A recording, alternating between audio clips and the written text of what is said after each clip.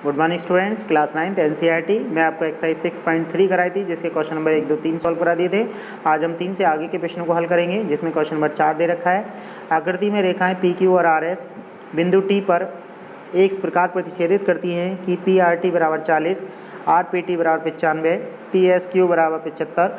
तो S Q T याद कीजिए, हमें याद करना है एस क्यू टी। तो हमें जो कोण याद करना है उस त्रिभुज में बाकी दोनों कोणों को निकालने की कोशिश करते हैं। तो हमें एस क्यू टी यानी ये कोण निकालना है, ठीक है। तो इस कोण को निकालने के लिए पहले त्रिभुज के तीनों कोणों का नियम लगाएंगे, जिसमें त्रिभुज के तीनों कोणों का योगफल 180 होता है।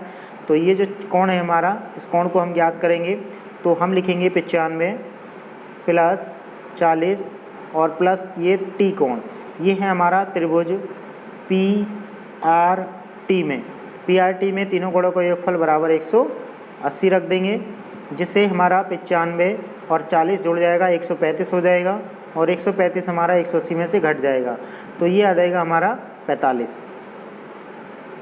ये आ जाएगा हमारा 135, 180 में से घटा देंगे 135 को, तो ये आ जाएगा हमारा 180 और माइनस 5 और 135 घटाने पर ये बचेगा आपका 5, 7, 3, 4, तो ये बचेगा हमारा 45। अगर ये 45 है तो इधर वाला भी 45 होगा, और ये कहलाते हैं हमारे शीर्षाभिमुख कोण। क्या कहलाते हैं? शीर्षाभिमुख कोण। तो ये कोण भी कितना हो गया? 45। अब फिर वही नियम, त्रिभुज के तीनों कोणों को योगफल 180 होता है, जिसमें दो कोण 75 और 45 हैं। 75 और 45 को अगर हम जोड़ देते हैं तो ये हो जाएगा 120। 120 को हम 180 में से घटा देंगे, जिसमें त्रिभुज के तीनों कोणों का योगफल 180 होगा।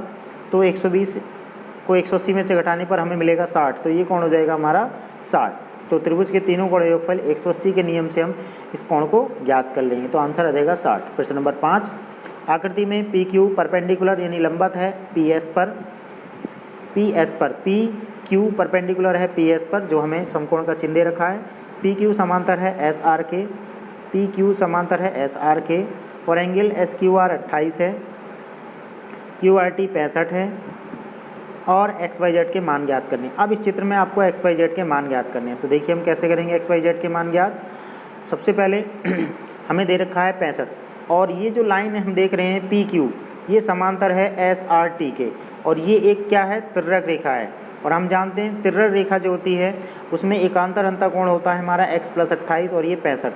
इसका मतलब x + 28 बराबर 65। एकांतर अंतःकोणों का मान बराबर होता है जब किसी दो समांतर रेखाओं को एक तिर्यक रेखा प्रतिच्छेदित करती है। तो यहाँ से x का मान निकल आएगा, और 65 में से 28 को घटा देंगे। तो 65 में से 28 को घटाएंगे तो ये आएगा 15 में से 8 गया 7, और यहाँ बचेगा आपका 5 में 2 गया 3, तो ये आ जाएगा हमारा x का मान 37। तो एक मान तो हमें मिल गया 37, ठीक है। अब दूसरा कोण हमें ऊपर दे रखा है समकोण, यानी कितना है ये? 90। तो हम जानते हैं त्रिभुज के तीनों कोणों का योगफल 180 होता है, जिसमें एक कोण 90 एक कोण 37 है। तो बाई का मान हमें निकालना है। तो सीधी सी बात है, अगर हम बाई का मान निकालना चाहते हैं तो बाई प्लस 37 प्लस 90 बराबर 180। अब एक बात तो 90 घट जाएगा तो 90 बचेगा, फिर 90 में से 37 घटेंगे तो ये आपका बचेगा 53। तो हमारा आंसर आ जाएगा 53, 53। ये हो गया हमारा बाई का मान।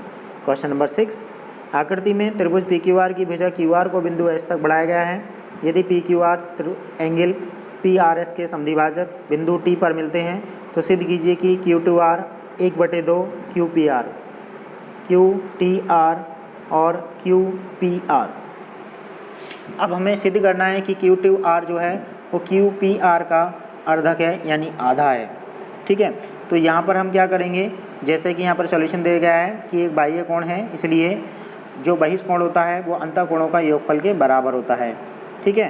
तो ये जो ग्रीन कलर का कोण लिखा हुआ है जिसका मान है पी आर एस जो होगा वो अंदर के दोनों कोणों का योगफल का के बराबर होगा, ठीक है। किसके? पी क्यू आर और आर पी क्यू के। उसके बाद हम क्या करेंगे, तीनों कोणों को हम आधा कर देंगे। जैसे कि आप यहाँ देख रहे हैं, हमने बहिष्कोण का नियम लगाया है कि किसी भी त्रिभुज की एक भुजा को बढ़ाने पर बाहर की ओर बना कोण अन्य दोनों त्रिभुज के कोणों के योगफल के बराबर होता है। फिर लिखने के बाद हमने तीनों समीकरणों को 2 से भाग कर दिया है, और पी क्यू आर का जो आधा है, देखिए हमने यहाँ पर पूरी समीकरण में एक बहिष्कोण के नियम से पहले एक लाइन लिखी है जो त्रिभुज को कहीं ना कहीं सेटिस्फाई करती है। उसके बाद पूरी समीकरण को 2 से भाग कर दिया है, और फिर सबसे पहले जो पी आर एस है उसका अर्धक पी आर एस का जो अर्धक है, अर्धकोण है, वो टी आर एस है प्रश्न के अनुसार, और जो हमारा पी क्यू आर है उसका अर्धकोण आपका टी क्यू आर है। तो इनके नाम लिख दिए हैं। अब टी आर एस त्रिभुज टी क्यू आर का बाह्य कोण है, इसलिए यहाँ पर फिर टी आर एस का जो मान होगा वो क्यू टी आर और टी क्यू आर के योगफल के बराबर होगा। इसलिए हम क्या करेंगे, समीकरण नंबर 1 और 2 दोनों को देखेंगे और आपस में जोड़ देंगे। दोनों को जोड़ने पर आपका ये बन जाएगा क्यू टी आर 2 बार हो जाएगा, उधर 1/2 क्यू पी आर और एंगल टी क्यू आर। अब टी क्यू आर से तो टी क्यू आर कैंसिल हो जाएगा, ठीक है। अब क्या बचेगा, Q T R equal to 1/2 angle Q P R. ये हमारा सिद्ध हो जाता है। इसको आप एक बार और स्टडी कर लेंगे और अपनी कॉपी में नोट कर लेंगे। कहीं भी कोई प्रॉब्लम होती है तो